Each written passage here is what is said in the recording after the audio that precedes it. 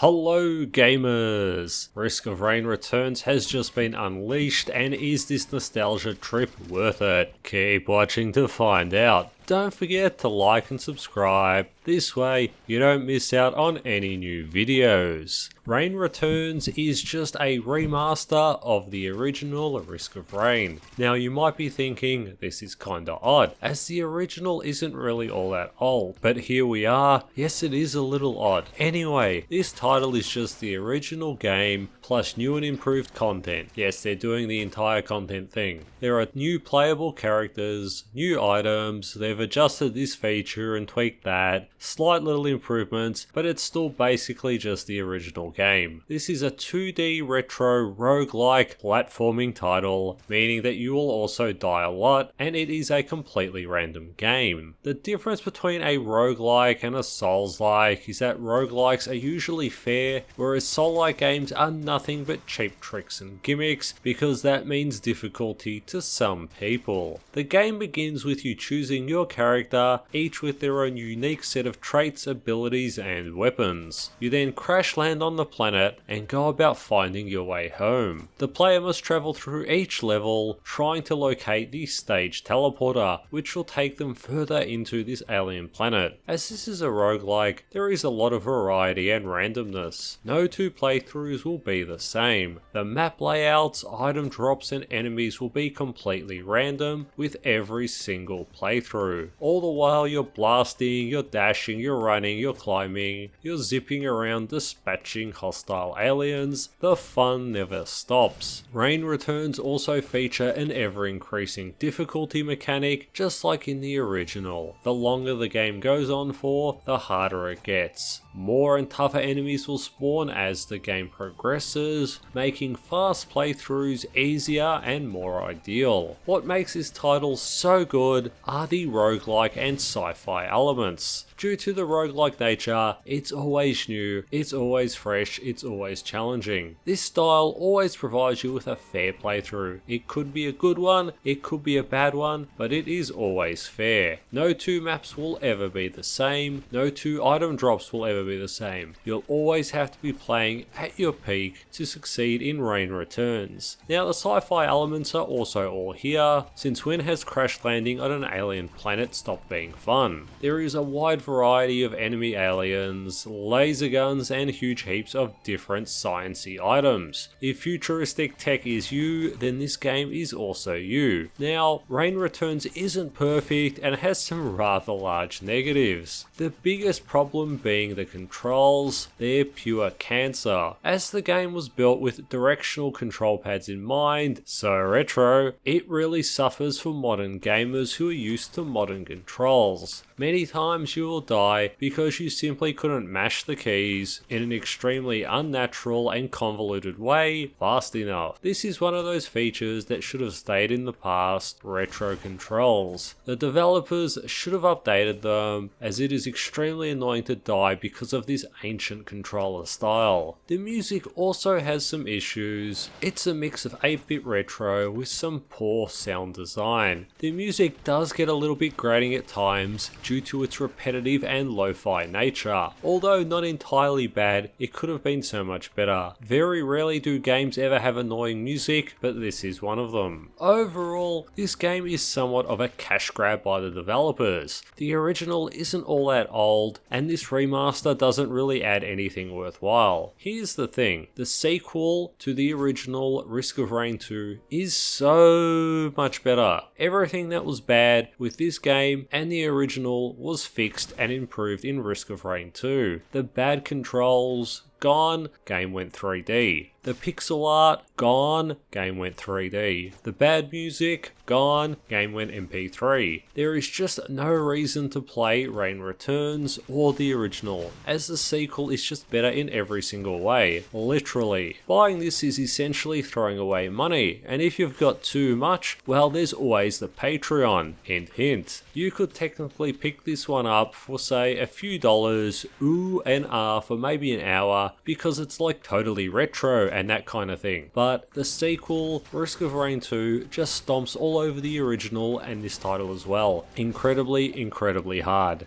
And thank you for watching.